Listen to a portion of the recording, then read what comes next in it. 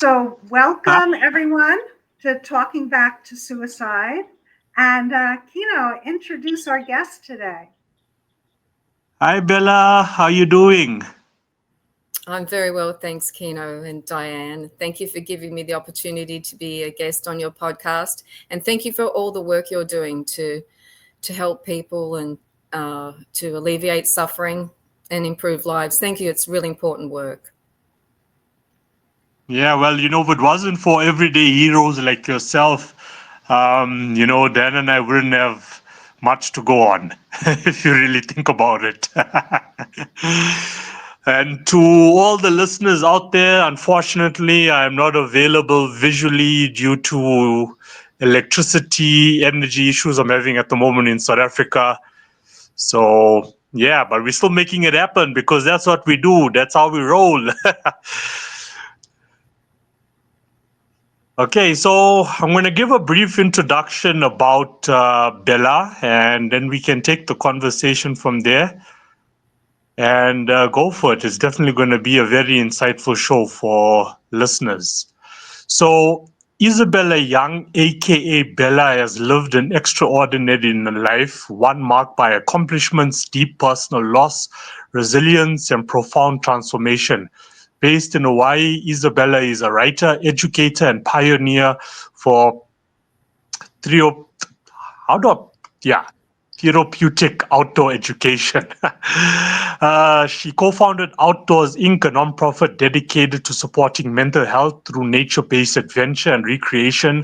A journey took a powerful turn in 1994 when tragedy struck, widowed, pregnant, and with a young son.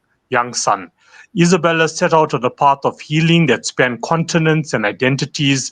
What followed was decades of long quests involving pilgrimages, ashrams, and ultimately an escape from a cult where a son was murdered by the group's leader. This loss became the turning point that broke the chains of manipulation and began a path to reclaiming her truth and freedom. Today, Isabella shares her loved wisdom through her writing and healing work. She's the author of Putting on the Armor of God and New Human of New Earth, powerful books exploring health, consciousness, and spirituality. Welcome, Bella. Thank you. Thank you for that introduction. Very kind. Yeah. Apologies for the words missed in between, just trying to read all of this in the darkness. So, Bella, based on what I've just said, we can start off with you just giving us some background history, about yourself and how you got to living such an extraordinary life, given, all the trauma from your past. Yeah, it's been quite a journey, and it's continuing. Only now I'm not suffering like I used to. I used to suffer all the time. As a child, I grew up in a family. My mother was a alcoholic narcissist, and she triangulated my brothers and I, and she was also an atheist. So she really poisoned me against God or higher power, and told me that I was just imagining things when I talked to her about my dreams and other experiences. And so that really scarred me and set me up for actually ending up in the cult, because I didn't really, no one joins a cult. It comes from emotional wounding, and having been raised by a narcissistic parent, I didn't ever feel loved, and I didn't feel self-love, which was even more important. So I was looking for love and appreciation outside myself. And I met a man he was a lot older than me. And yes, I had daddy issues and all that, but we had a really powerful connection. And he opened my mind to there being more to life than just what can be perceived through the five senses. And we had a lot of powerful spiritual experiences together. And we started working towards we lived on a farm, so becoming more self-sufficient, started a family. And we both had experience in using outdoor adventure activities and time in the wilderness in nature to improve mental health and teach life skills, and also for some of the groups for team building, and we'd work with corporations as well. So it was for us coming together was a dovetailing of our passion for the healing power and potential of nature. And he just started his own company, went off to work one day, and I got a knock on the door about 10 o'clock from the local cop and the neighbor, and I was told he died suddenly. And I wanted to die then. That was the end. I knew in that moment that was the end of obviously my relationship with my beloved, but the end of any dreams of a family. I would never have that family. I would never have the that life that we were envisioning and working towards. But I couldn't check out because I was pregnant and I had a 3-year-old son. So I just knew that I didn't have the right to go. So I had to find a reason to keep going. And then I had to find a place to live because I couldn't keep working on the farm. It was just too much. It was chop wood, carry water, and there was only me. So I searched around for years, actually, and I took some trips to India and to see a guru there, and got direction to start living in, ironically, a town called Healesville, just outside of Melbourne in Australia. And as part of my continuing work to overcome my death wish, I did a shamanic journey and course called Dying to Live, which was basically a preparation for a death by staying in silence and blindfolded as much as possible leading up to this. It was a guided meditation, and we would come together in a group and talk about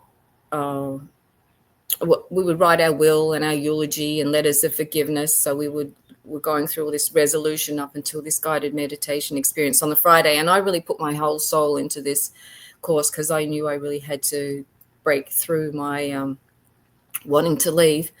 So I had a massive experience, an out-of-body experience, and I received guidance. And one of the messages I received was to start training with this particular individual who was at that time presenting as a trance channel, which is someone who receives information from non-physical beings.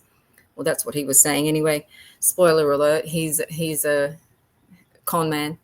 But anyway, my journey was to spend some time with him and go through what unfolded in order for my, to get to this point in time. He was living in the States, so I moved over there with my children, and we ended up getting married and had a child. And what I thought was he was my guru and I was in an ashram, it was actually a cult, a high control group, and we were controlled. We were brainwashed. I'm just going to say this word. We didn't talk about cursing, but the best way I can describe what happened to me is that it was mind fuckery. Every day was gaslighting and psyops and just lies. And basically what happened is I lost my connection to myself, my intuition, and I lost my mind, really. And after 8 years in this living hell, my son came home from school one day and he was really upset, and he didn't want to talk about it. So I said, why don't you go to bed and we'll talk about it in the morning? And in the morning he was gone. We called around all his friends, and that afternoon reported him missing to the police.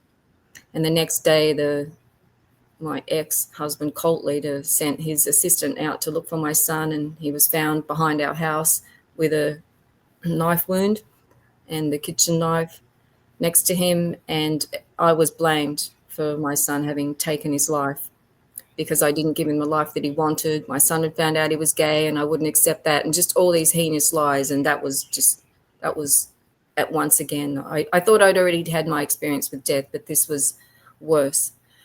So I was basically down to breath for about 6 months, but couldn't, I just knew I had to stay again because I now had 2 children, and that wasn't fair to put that onto them.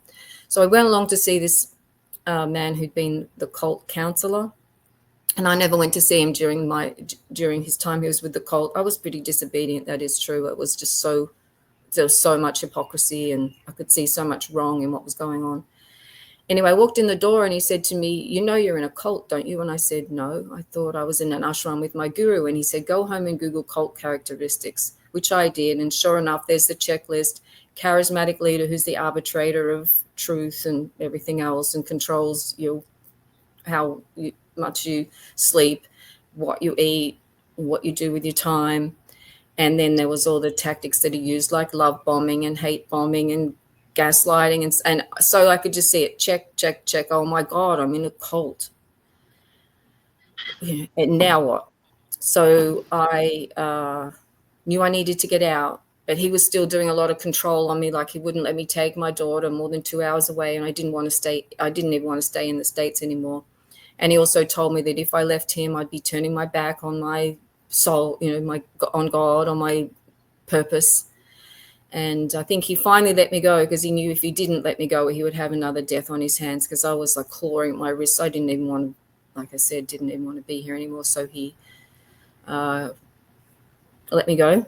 And I came to Hawaii, and that's really when my healing journey started, when I started to understand what happened. Like, how did I get in this situation?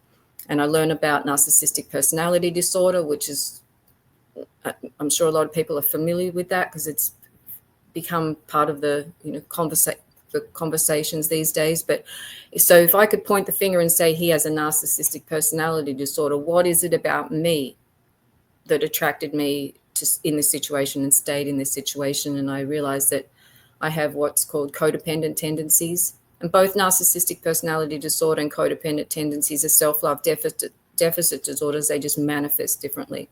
So I had to set about loving myself. And I'm still a work in progress. But now I know, after several other relationships with narcissists, that I do fundamentally love myself. And so I no longer, I can spot a narcissist a mile away now. And so I've been in Hawaii now for 17 years and continuing my healing journey. And most of it, the most powerful medicine that I've found is by connecting with nature. And so I haven't worn shoes for about 8 years, except when there's, obviously sharp ground or I'm in a city or whatever. So I stay directly connected to the earth, because the earth is a giant battery. I mean, nature itself is life-giving energy, and the earth is, like I said, a battery. So I stay bare feet to earth or lying on the earth in order to receive that energy.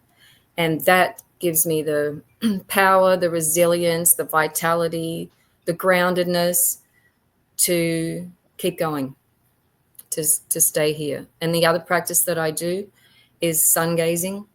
So every morning when the sun's rising, I receive the light of the sun into my eyes, and that goes into my brain and works magic. There's, sunlight is life optimizing information.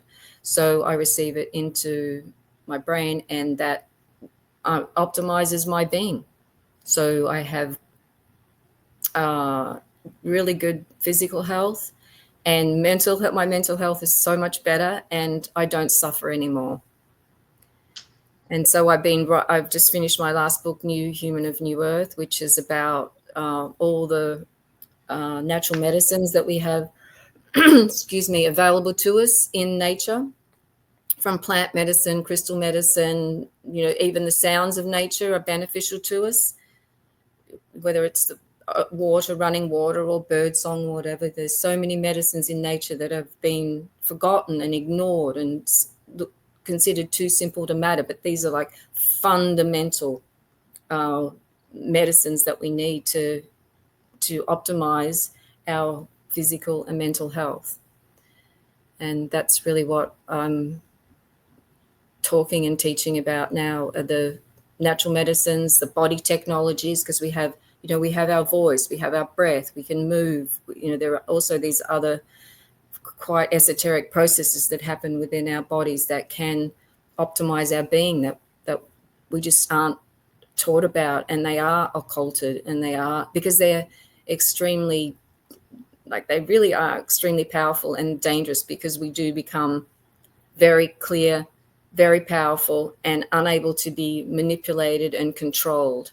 And there's a lot of that going on at the moment to keep us in fear and powerless and, not living as sovereign beings. Yeah. So I've been going on for a while. I'll stop there for a sec. I want to say I'm so sorry for the tragedies, the pain and the suffering and the loss that you've experienced in your life. Right? Thank you, Diane. Thank you. Yeah, it has been a lot. Like I said, I wanted not to be here a lot of the time, but now I can appreciate more of the beauty and just take time to enjoy really simple things. Like at the moment it's mango season here, so just enjoying the taste of the mango or the wind on my face or the sunlight on my skin. Thinking, Bella, of the sudden death of your husband, and there you are, right, pregnant, yes, and also with another child. I'm here in the States on July the 4th was horrific flooding in central Texas, with now over 100 people losing their lives. Oh my gosh. And a portion of those were young girls in a Camp Mystic, who died. And as a I don't think one has to be a parent to feel this, but maybe especially as a parent, thinking, oh my God, how do you go on after your child has been killed, right? Inexplicably, in a sense, right? What thoughts do you have about that in terms of thinking about the loss of your husband and your having suicidal thoughts that can help a person hold on to life in the midst of unbelievable tragedy? It's been my connection to, I'm going to say God. I know that's triggering for some people. I'm not religious at all. I don't read, I don't study the Bible. I have a spiritual core to my life. So I have a rock solid connection to my higher power, to God. And I trust that whatever's unfolding for me, whether it's beautiful or whether it's horrendous, that's for my highest good. And has enraged me, and that has made me turn my back on that belief. But eventually I find my way back again and trust that whatever's happening is for my highest and best. That's not easy to do, and especially when it's to the loss of a child. But if I'm trusting that life is unfolding for my benefit, then that means everything. And I know that sounds very selfish. It's all about me. But what I understand is that I am a spiritual being. This is my human body. This is my human life. This is my journey in my soul evolution. That's why I'm here, to evolve my soul. So whatever is taking place is to forward or propel me on that journey. So there's that part of it. And the other part that's really important is to be really honest with the emotions that are arising. So to be able to honestly and authentically express emotions without hurting anyone else or any other sentient beings, of course. So that whether that's crying or screaming or rage release by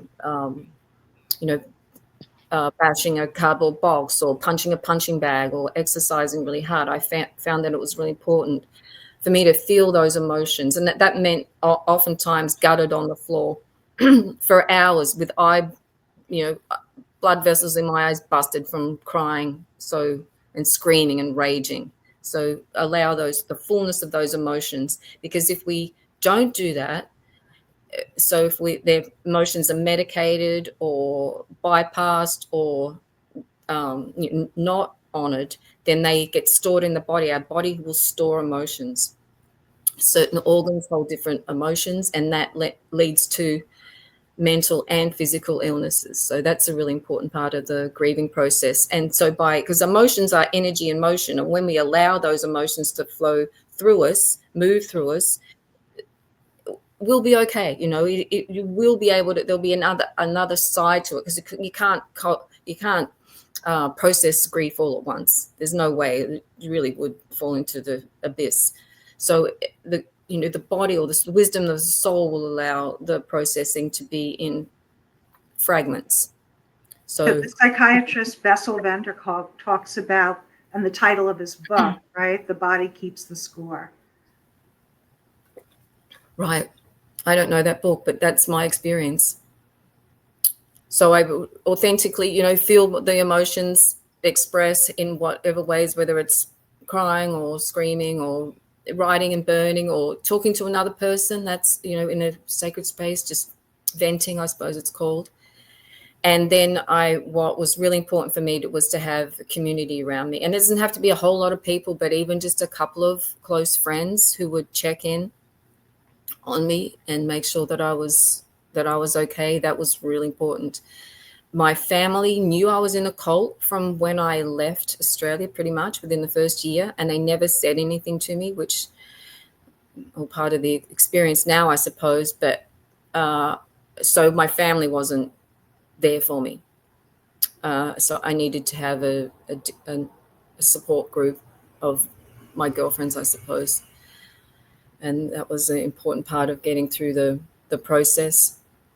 And then also trusting that this is another part too that's pretty much out, but also that the like my husband or my son who've passed over are still with me.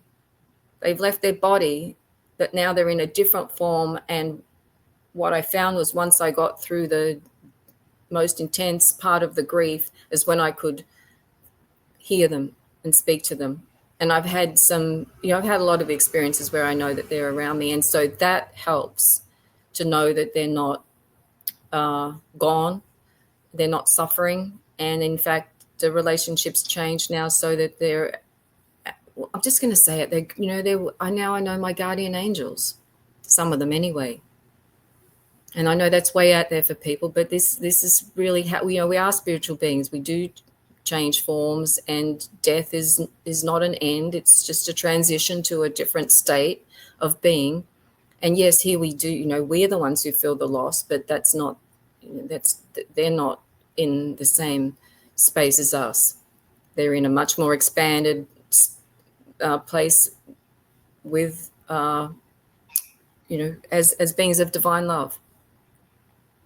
You mentioned participating in a training called Dying to Live. Could you say more about that? Yeah, it was a week-long course, and the focus was letting go all of the belief systems that participants have about ourselves that are basically in the way of us living fully. And one of the ways to do that was to go through this death process. And it involved, like I said, being blindfolded. So you're in sensory deprivation. So basically wearing an eye mask, and then we're in silence. So we could walk, we could move around, but you could see down through the eye mask. But basically it was to close our senses off from everything other than what was internal. And we came together in the group space, and we would, write letters of forgiveness to people who we'd had argued, usually family members, of course, or other, past relationships that hadn't been completed clearly. Just did a lot of resolution of life events to make sure we're all good, basically. And then we wrote our eulogy and our will to prepare for this guided meditation on the final day. And we also did things like we walked a labyrinth. We did some time alone in nature too, just sitting quietly in nature and allowing that experience to unfold.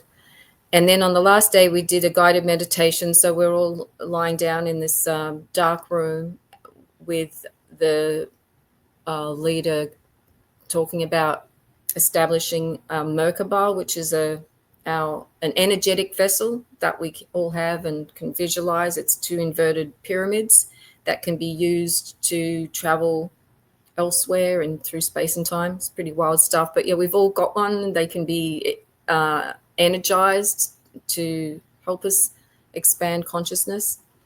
And then I remember just flying through the cosmos, really, through galaxies, and encountering these. Well, I met my husband, Barry, and the Indian guru who I had been to visit, and there were other beings there who I didn't recognize, and I was spoken to telepathically, and that's where I got those messages from.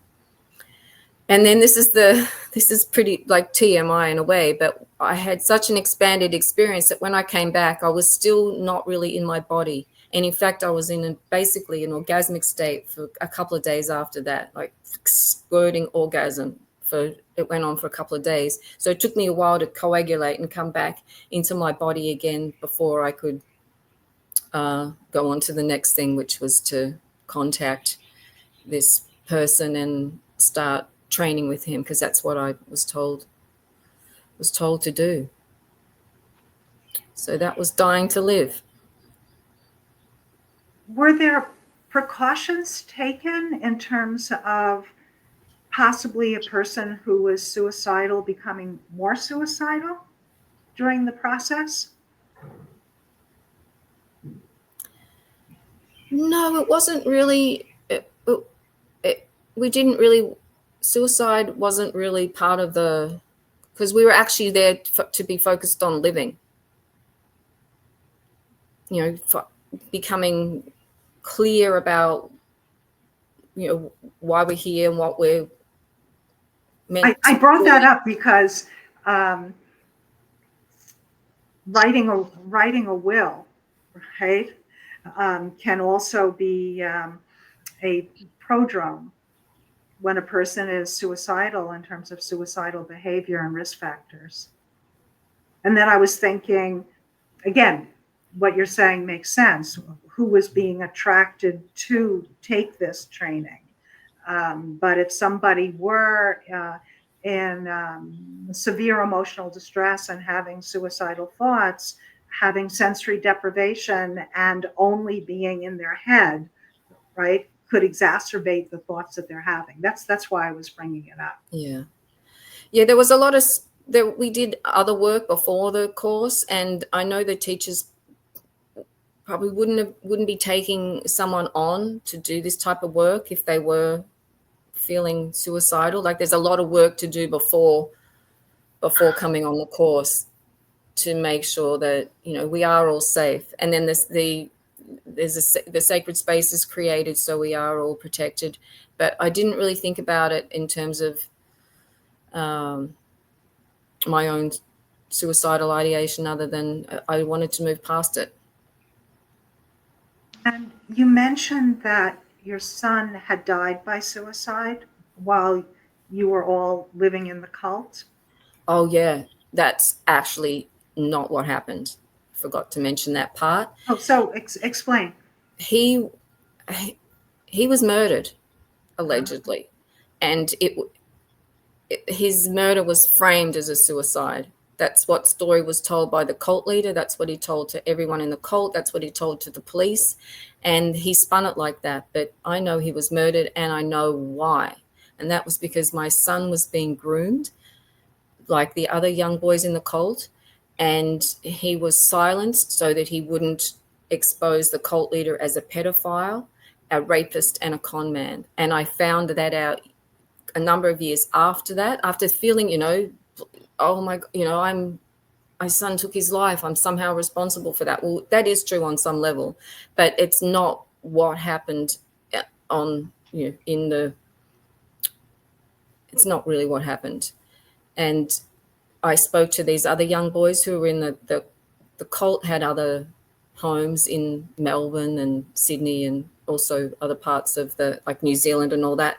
And there were two young boys living in the cult in Melbourne, and they were told that they were gay from about age 7, and that if they accepted that they were gay and they're all that, they wouldn't have any problems, and they were sent into the room of the guru by their mother, who's the cult leader in Australia. And once they came out and told their story, I knew it. I knew exactly what was happening to my son.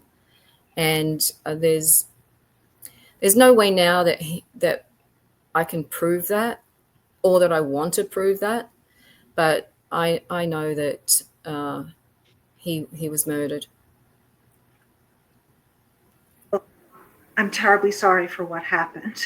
And thank you also for clarifying what happened. Do you feel comfortable giving the name of the cult that you were in? Yeah, I do.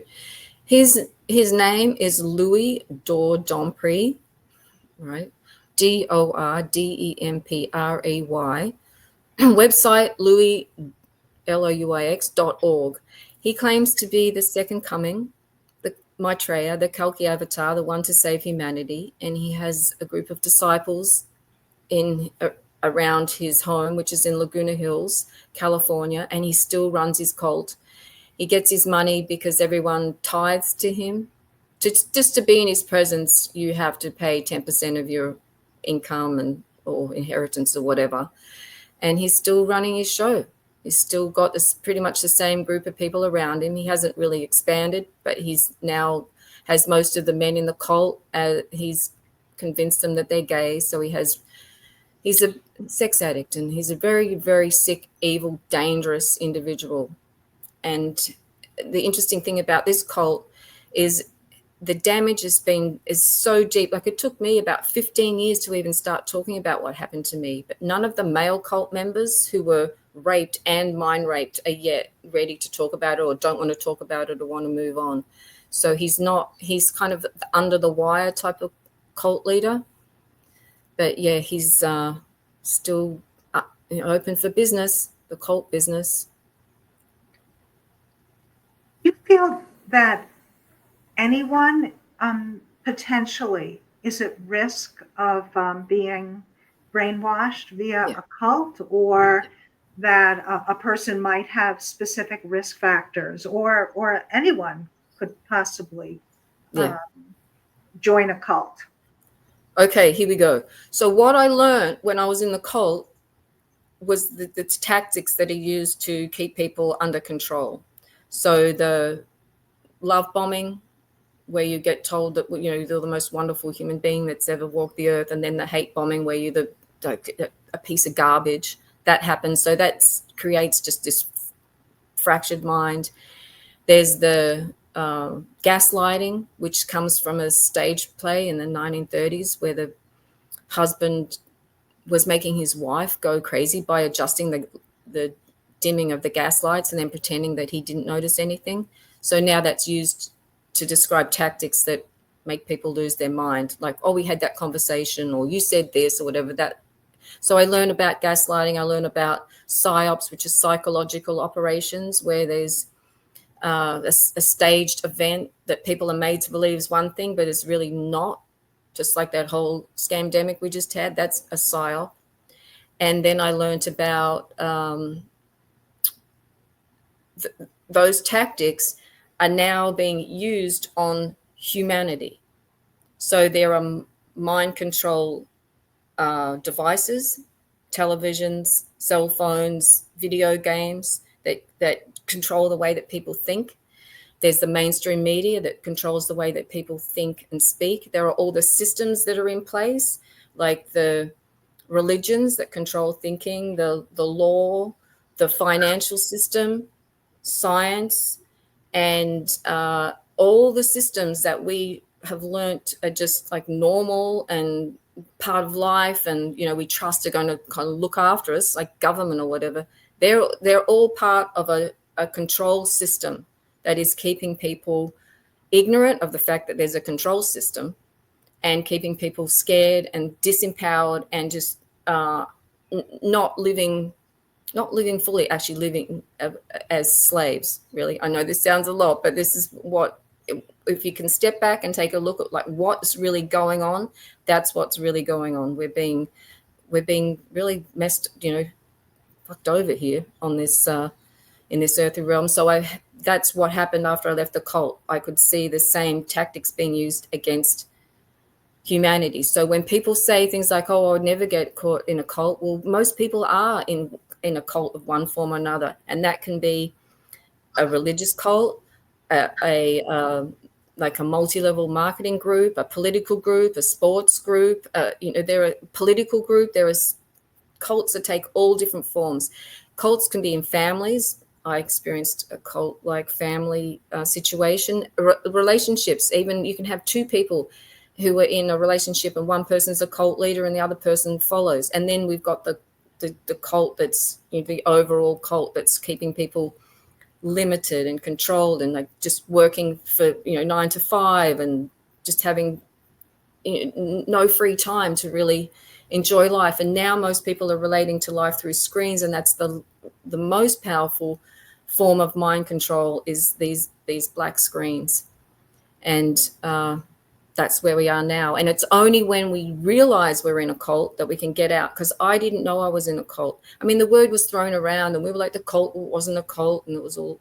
But once I knew I was in a cult, once I recognized that there was a cage, because that's how the cult operates. It's a cage for consciousness. It's a perception deception. And there are cults everywhere. So to say, oh, I would never get in a cult, I mean, really, most people are in one form of a cult or another. Della, is it your belief that the pandemic did not exist and that it was part of mind control for the population? It existed. It happened. I'm not saying it didn't. I mean, it happened. It affected everyone. But what we were told was happening was not really what was happening. We were told that there was a deadly virus that was going to kill millions and millions of people, and so we had to stay home, self-suffocate, get poisoned, participate in a lethal injection experiment, and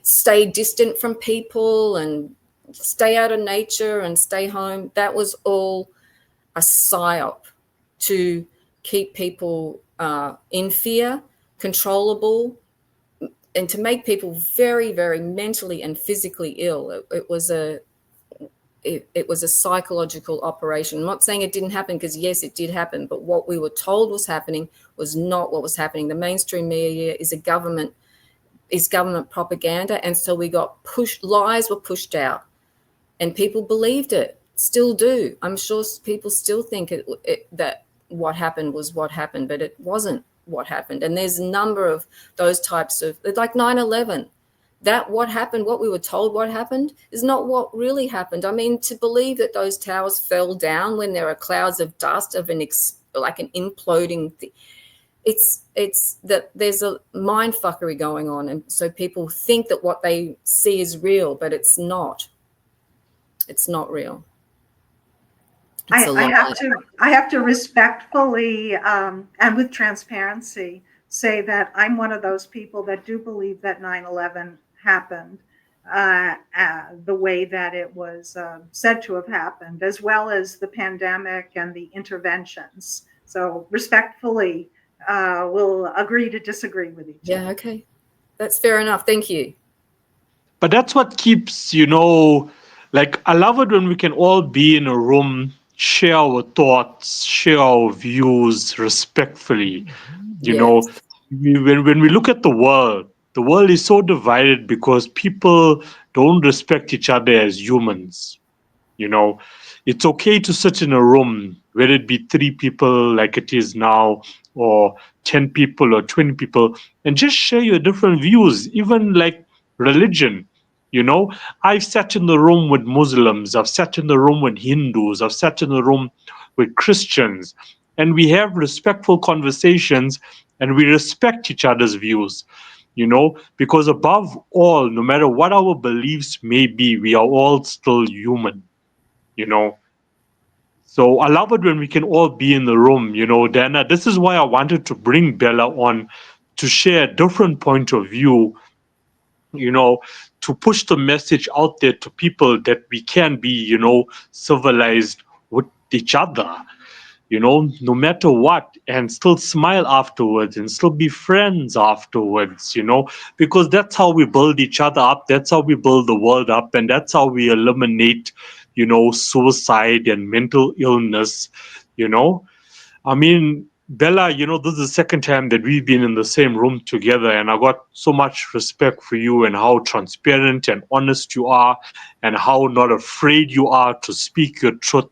And we need that. We need that more often. We need people to speak up.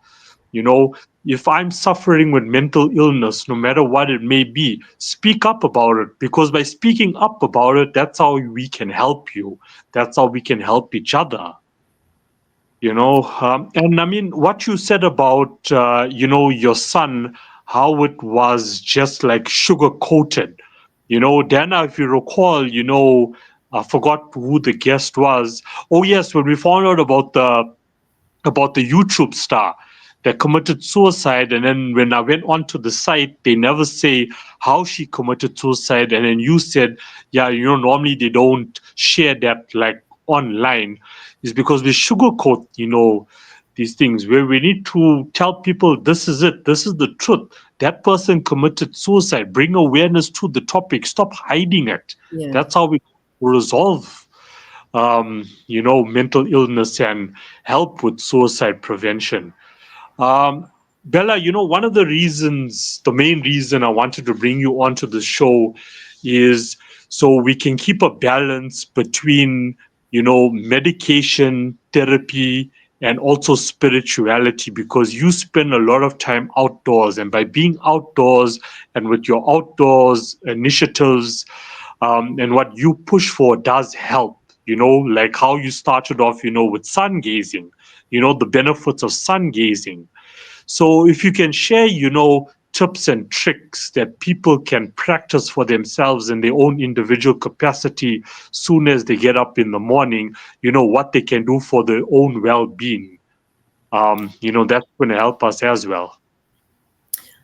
I just want to say thank you for what you shared, because it is important that we can speak truthfully without feeling attacked or judged, because by feeling accepted and that I know for myself that why I wanted to check out was because I felt alone, because I felt no one understood. So it is really important for us to be listening to other people without attacking, because that's how wars start, just because people have differences of opinion, and it's not it's bad, wrong and bad. So thank you for saying that, and thank you for Diane for being so graceful in expressing your opinions too.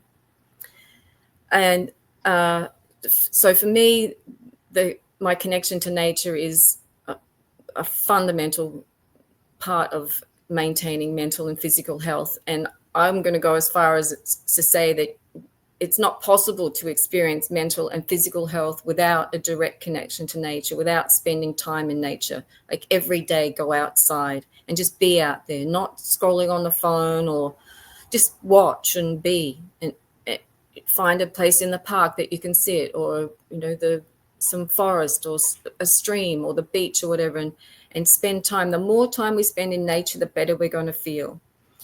And the more time we spend being human, the better we're going to feel. So that, but by spending all day relating to life through a black screen, whether it's a cell phone or computer, whatever, that is not good for our mental health. I mean, there is certainly benefits, like we can get information and feel connection, but the most powerful ways to ensure that we are mentally healthy is to be communicating with other humans and animals, and just, you know, having conversations, making eye contact, and feeling another person's love, and being able to help other people too, whether, you know, acts of kindness, that's a powerful medicine. And then in addition to the spending as much time being human as possible, whether that's cooking or cleaning or dancing or singing or creating art or playing music or listening to music, that, you know, that these things are really important for our mental health. And there's also what we eat, and to be eating is foods that are as unprocessed as possible, as natural as possible, organic or whatever, just living foods especially, because then we get the life force energy. I'm always sprouting sprouts, and just a handful of sprouts a day I know is giving me that life optimizing information. And when I drink water, it's water that's either had a crystal in it, or it's out in the sun, or it's from a spring. So it's pure water, not tap water with fluoride in it, which has fluoride. Actually, what it does, it calcifies the pineal gland. So it basically destroys mental health. So be drinking pure water, and then making sure that I don't ingest other toxic things like news or, you know, other fear-based stuff. So I'm keeping my environment as clear and as pure as possible. And that doesn't mean that I don't, you know, eat junk food every now and again, but I know that if my body has optimal nutrition, it's going to be better able to handle any things that I do or environments that I enter, like going to a city or whatever. I'm much more resilient with like natural food, water, and sounds and information. And then exercise too, you know, just a 15-minute walk a day. If you go outside and walk for 15 minutes, 20 minutes, it's really like a fundamental part of establishing and then like maintaining mental health. Just yesterday, I was at a beautiful lake with my son-in-law and two grandchildren. My son-in-law and the kids helped me learn how to fish. I had never fished before. Oh, Right? It was so beautiful. right. Just the beauty of nature and the stillness. Yeah. And the light. It was such a wonderful experience. Yeah. And just that sense of wanting more of that. Yeah. It's the light. Light is key.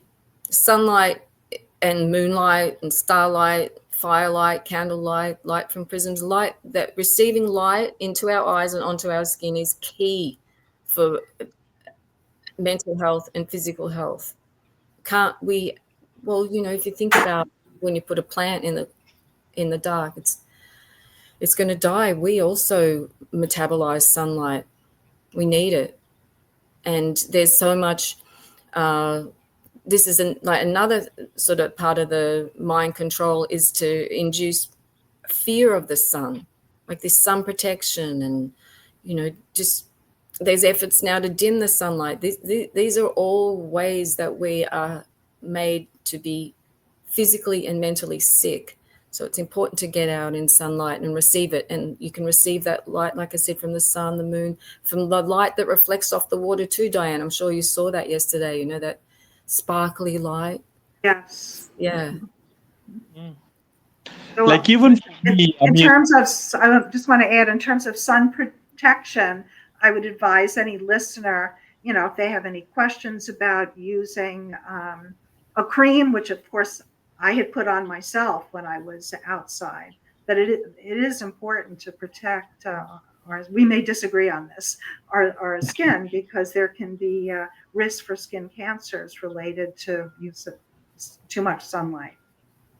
Yeah, it is important to get some sun directly on skin, though. Obviously, don't get sunburned. Don't stay out that long. Mm-hmm. But it is important to have bare skin exposed to sunlight, because that's how the body manufactures vitamin D. And vitamin D is not just a vitamin. It's actually a precursor for about 200 hormones. So if we're not getting sunlight directly on the skin, then we're basically setting up like a cascade of calamities because we're not, the body isn't producing what it needs to produce to function optimally. But yeah, take precautions. You can wear long sleeve clothing, sunglasses too. While a lot of people feel that the sunlight's too bright, it is important to get sunlight directly into your eyes. So to not always be wearing sunglasses outside. Take time to receive the sunlight. That's really important.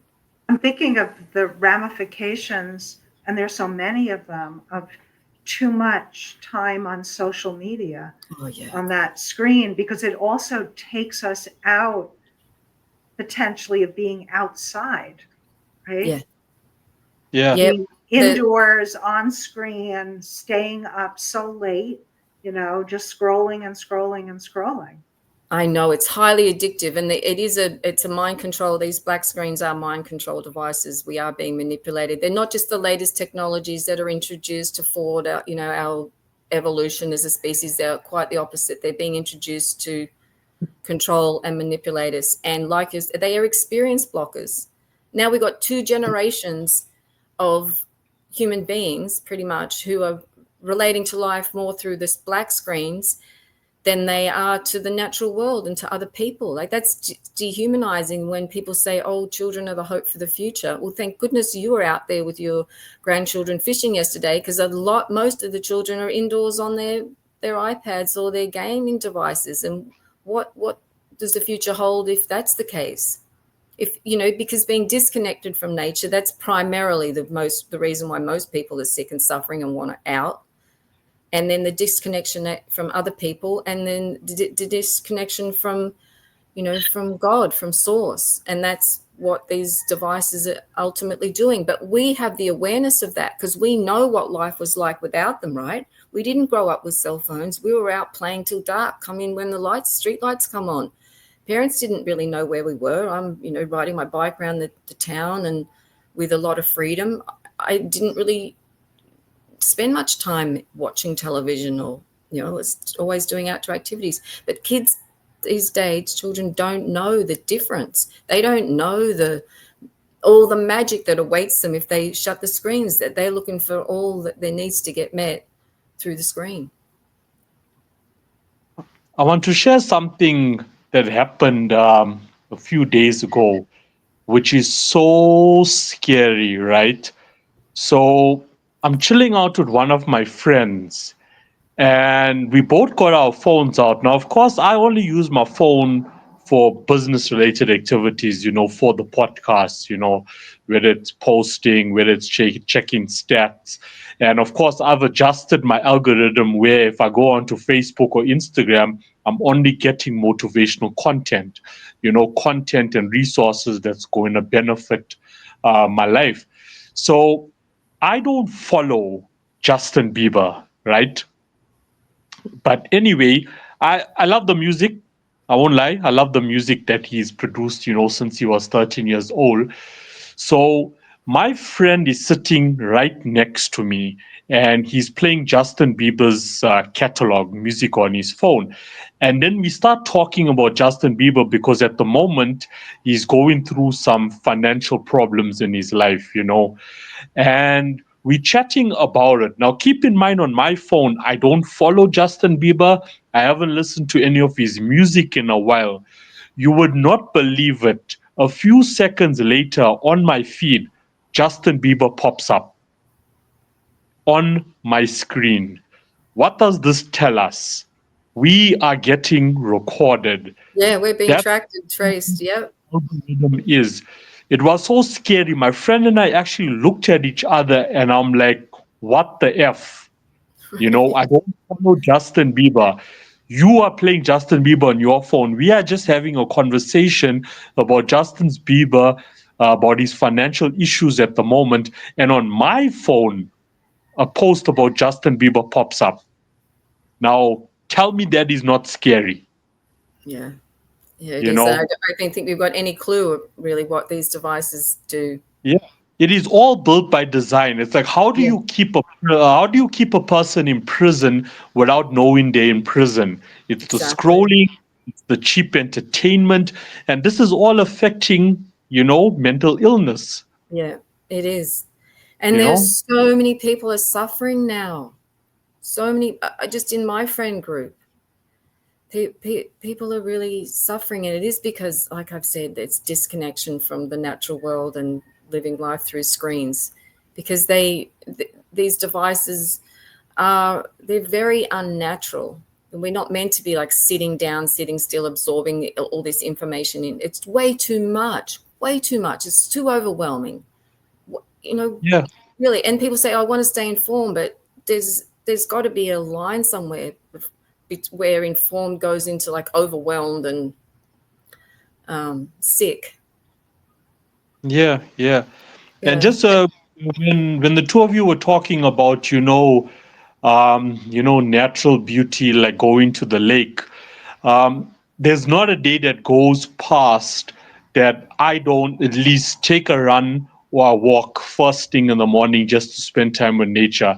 And I've come to realize that no matter what I'm going through, keep in mind, and what I love about the show is its real life examples. Over the last week, I have been battling with power in South Africa, power outages, even now, still power outages. But no matter what I'm going through, if I wake up in the morning, I meditate, I pray, I go for a run, I take a walk, I touch the trees, I hug the trees, it puts me in a better state of mind no matter what I can be going through. It is so important to take that time out for yourself, no matter what you're going through at the moment, just to meditate, pray, reflect, take a walk in nature, because it's going to put you in a state of mind where you can think clearly about what the problem is at the moment. And the universe is just going to throw the solutions to you. It's going to keep you calm, first of all. It's going to keep you composed. You're going to manage whatever the challenges in front of you, in a structured manner, composed manner. There's so much power in that. It's like we're not telling people out there to not medicate or see a therapist. We're not saying don't do those things and that it's not important. But there's things that are free that you can do for yourself that's going to Absolutely. help Yeah. your mental illness. I heard a saying like some like Chinese medicine doctors will not see patients until they've done the things that you're talking about for at least a certain amount of time. I don't, a lot of health problems can go away if you do wake up, meditate, spend time in nature, and that they can really take care of a lot of health problems before they get worse. So I completely agree with what you're saying. And the other thing that I learned, and it's another quote, it's beauty is liberation from suffering. So just by appreciating natural beauty, just look out the window, open the, watch the clouds, watch the birds, watch the animals play, watch the, look at what's blooming. And like you're saying, touch trees. That's just as important as skin to earth. People say, oh, there's snow on the ground. Well, you can touch a tree and it'll give you the grounding energy. You can touch a grounded pet, a crystal, or whatever. And I just want to repeat that you're right in saying there are so many simple and free and effective practices that we can be incorporating into our daily routine to improve mental and physical health. And some people may need to, going to speak with a therapist or a counselor or a wise elder or a mentor or whatever, that's important too. I mean, for some people for a certain amount of time, but don't go looking for a guru and getting in a cult. That's not. I would don't need a guru. No one needs a guru. I would also agree with what you're both sharing. And I'd also add that there can be mental health disorders whereby the person experiences a lack of motivation, a lack of energy. They're They know that they should get out of bed and shower and brush their teeth and comb their hair, but because of a psychiatric illness, find themselves not able to do that. And then they're not able to avail themselves of exercising, taking a walk, eating nutritious food, so that if something like that were to happen to an individual, then there's the time to reach out for help, right? That to realize that something is going on. This is not me. Something, in a sense, is going awry, and to cling on to the awareness that things can change. Right? Because I think what can happen is we can become so merged with the experience that we're not able to step back in that moment and say, wait a minute, this is not the way it's supposed to be. And there's help out there, and I need to reach out and find it, right? Because we can become merged with the depression, right? Yes. Yeah. Yeah. I was addicted to suffering. I mastered suffering. And it became like uncomfortably familiar. And it was only when I decided that's enough. I'm not doing that anymore. But I agree with what you say, Diane. It is important to at least, you know, get that like step back from the situation and realize that, okay, I need help and help's available, and then find it. I wanted to ask you about when you mentioned earlier the love bombing, or the hate bomb, as it were. And I can appreciate that those are manipulations that very much are done in a cult. However, I'm just thinking about relationships outside of a cult. So relationships where, let's say, a person is hungry for love, right, for whatever reason, and they're in a relationship and they feel the other person loves them, and the other person is building up their sense of self. In a way, it's coming from outside of themselves, and then something goes wrong in the relationship, and now the person that was hungry for love is starving for love and thinks that they're never going to be loved and they're not lovable. And that can be a risk, unfortunately, of killing oneself. So what are your thoughts on how we can help ourselves to have a stable sense of self-value and not get caught up in incorrect thinking, like all or none thinking, or putting our sense of self-worth in the hands of someone else, and then when they leave, we feel life isn't worth living? Right. Yeah. Well, that no one emerges from childhood without emotional wounding of some sort, whether it's lack of feeling self-love or abandonment wounds or betrayal. So the first step is to know thyself. So to get to know yourself, okay, so what are my beliefs about myself? Where do I get those from?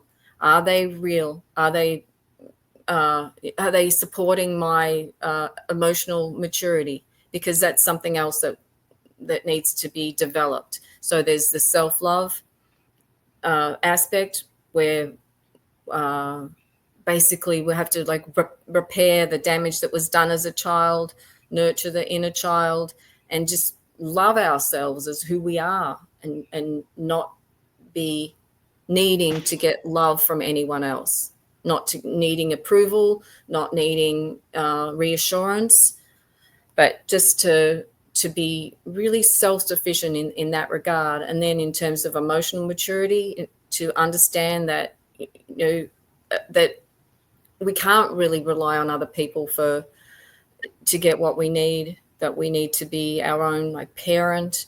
And so when someone makes a decision, that we don't take that personally, that's that other person's choice, and it might hurt, but it doesn't mean that I'm any lesser of a person because they chose not to be with me or whatever. So it's basically, I think the bottom line is to establish self-love, self-respect, and so that we're not needy and needing and trying to get from other people, but we're really just more of a solid, have a solid core, and then we're more in the role of like giving and receiving as a dance, rather than trying to get our needs fulfilled, because that's just sets us up for pain and suffering. And you know not that every single relationship that breaks up is the worst thing in a failure, because we're always learning from experiences, right? So but being able to maintain a relationship does require,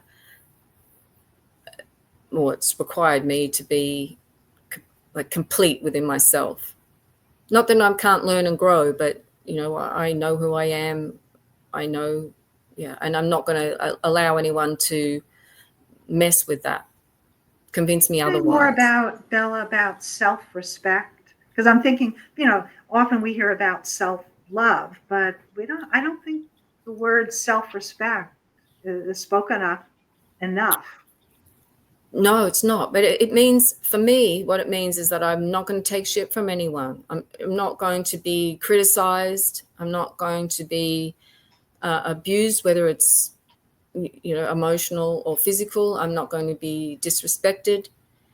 And if that happens, then I will choose to walk away. I'm also not going to waste my time on other people who have their opinions. I'm not going to try and change someone else's mind. So yeah, I just like make sure that I create a protective boundary around myself, so that I am respecting myself, my being, my physical body. Make sure I don't abuse my physical being as well. So no, don't eat shit, don't drink too much, don't take drugs unless absolutely necessary.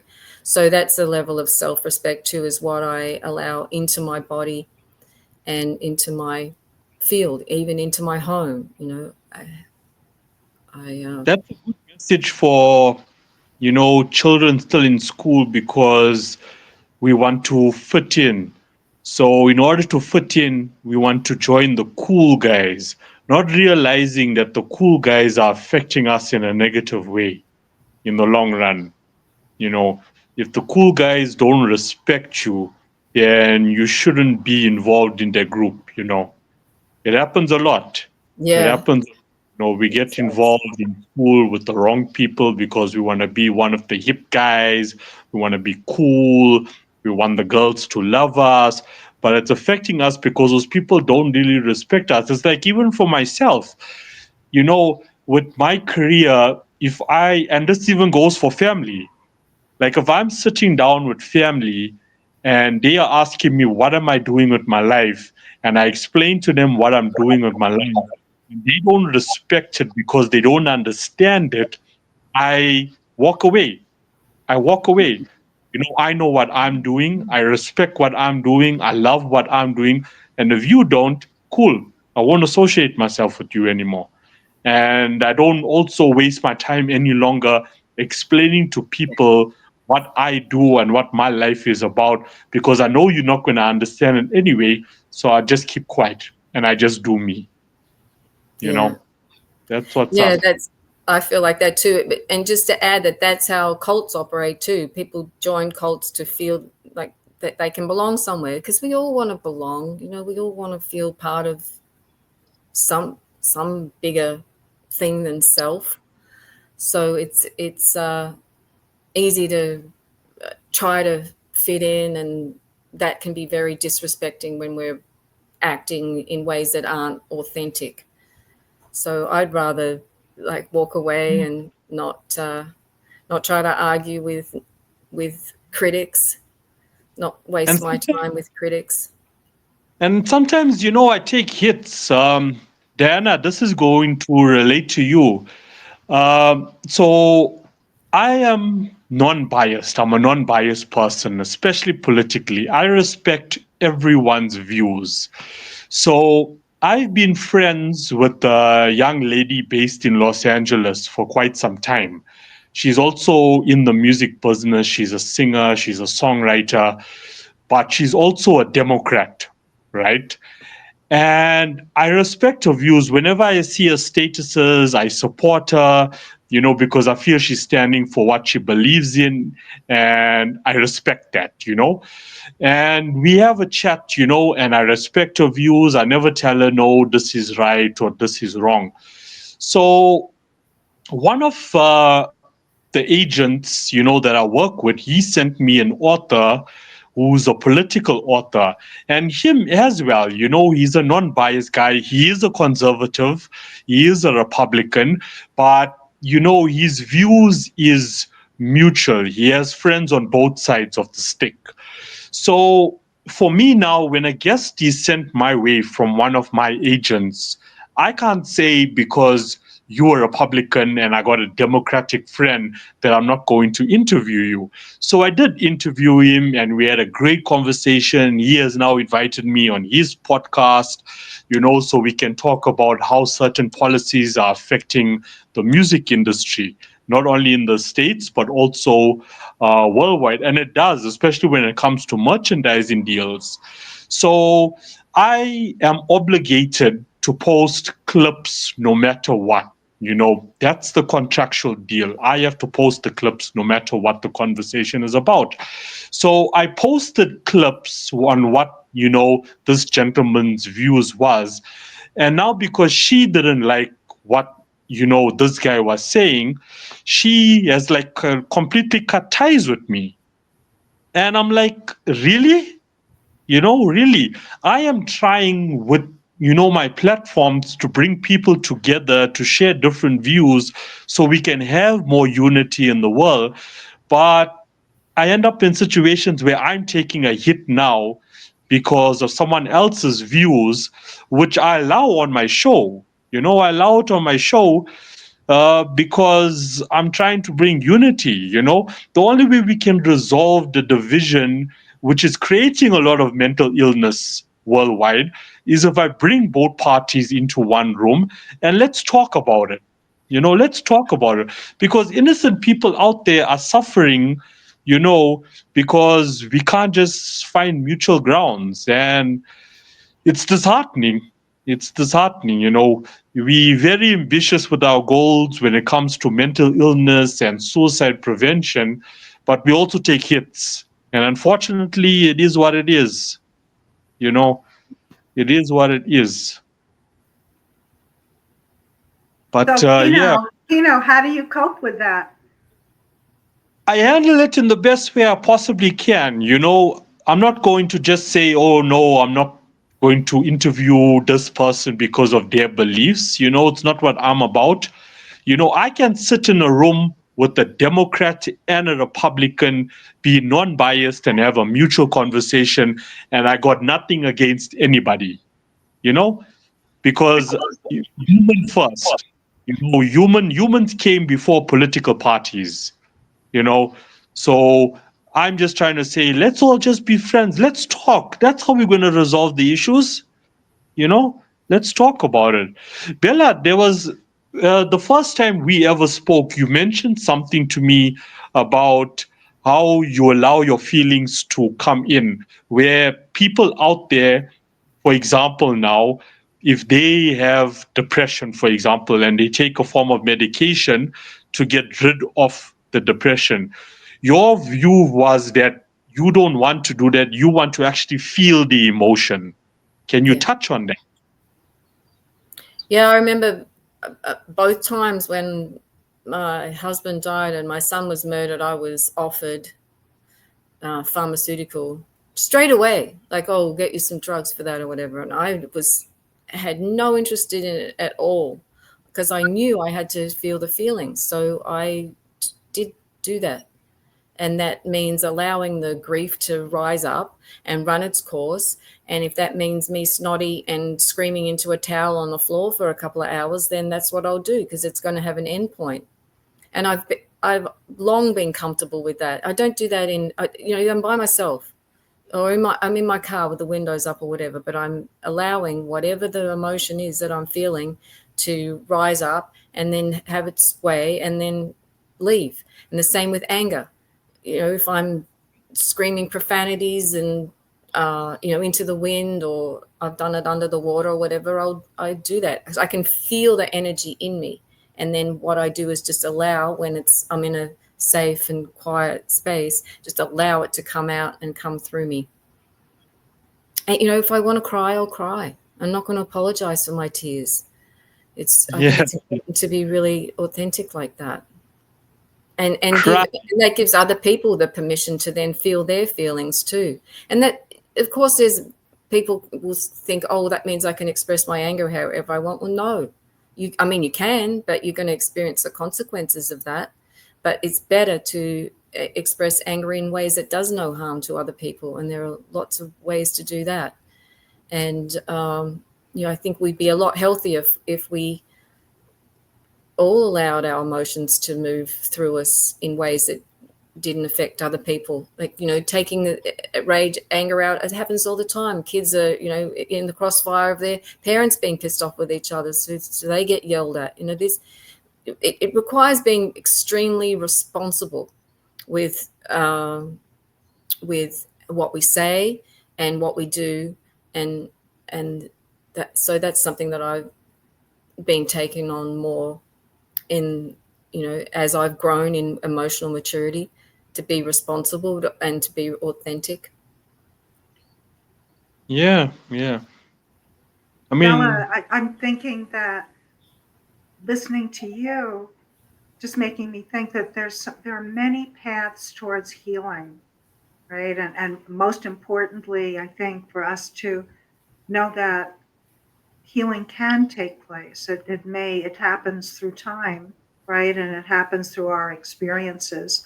That for you, it sounds that expressing your emotion and intense emotion was something that was so important and authentic for you to do. And I would imagine, but you'll let me know if this is true, that there was some level that you felt that you were not going to totally fall apart even more by expressing those feelings. Because I'm thinking from my experience as a psychiatrist that there can be individuals where they're feeling so fragile that now is not the right time for them to express all those feelings because they feel that those feelings are going to take them further down. Right. But again, there are many paths towards healing. And at some point, those emotions need to be expressed. Right. They do. Yeah, there is many we are each have an individual healing path. What works for me isn't going to work for other people too, but there are some fundamentals, and being connected to nature is one of them. And it's important to hear those different paths because we may not even know of that path. Right. And it does, for me, it does, when I get into this like deep grief or deep rage, I do feel like I'm going to be obliterated by it because it is a powerful emotion. So it takes trust in knowing that it will pass, that I will move through it. And when I get to the other side, I'm going to be freer. I'm going to be one step closer to ending suffering. With every tear, with every scream, with every pounding of the fist or writing and burning or whatever, I'm moving through the wounds into a more healed way of living. And it is scary. And it does feel like I'm going to die or be swallowed up or whatever, for sure. I've been cognizant of that and just have to keep going. It takes a lot of courage. What you said would make a great poem. Yeah. I mean, for any listener out there, Bella, you've lived a life with so much trauma and you still overcome it. And today you are honestly living like your best life. It is possible. It is possible. One must just never give up on themselves. There's always a light at the end of that dark road, that dark tunnel. There is. And light, like I said, light is key. So the more light we can take in, I'm not saying go and get, like I said, don't get sunburned, but the more sunlight, pure light that we can take in and embody, the faster that healing is going to go. Because yes, time does bring healing, but also healing can happen in an instant. And there are sacred plant medicines that can bring about consciousness shifts instantaneously. And also, if you are at all feeling unwell, mentally unwell, then don't be doing plant medicines, because they'll take you down, can often take you down I'm not going to say never, if that's what's really calling you, it is an option. It can also stir up a lot more stuff, but there are times when sacred plant medicine ceremonies are what's needed. So, we do have a lot of medicines available. Bella, how can the listeners find out more about you? What is your website? What are the names of your books? I have a website called feelingbetternaturally.love, because also, love's the greatest healer and light. And I have my book, New Human of New Earth, which is available on Amazon and through my website. And I have a YouTube channel called Feeling Better Naturally and a Substack called Feeling Better Naturally. So that's the best places to find out more about my work. On my website, on my YouTube channel, I have lately just been showing mostly images of the natural beauty that surrounds me, because appreciating images and sounds and scents from nature can be beneficial if we can't get outside for whatever reason, like diffusing essential oils or playing water sounds or bird song or whatever. We can actually bring nature indoors, have plants around, and that's extremely beneficial. I want to thank you so much, Bella, right? I'm glad to have met you. Thank you, Diane. Much. Thank you so much. Thank you for Bye, giving everybody. Yay. Bye.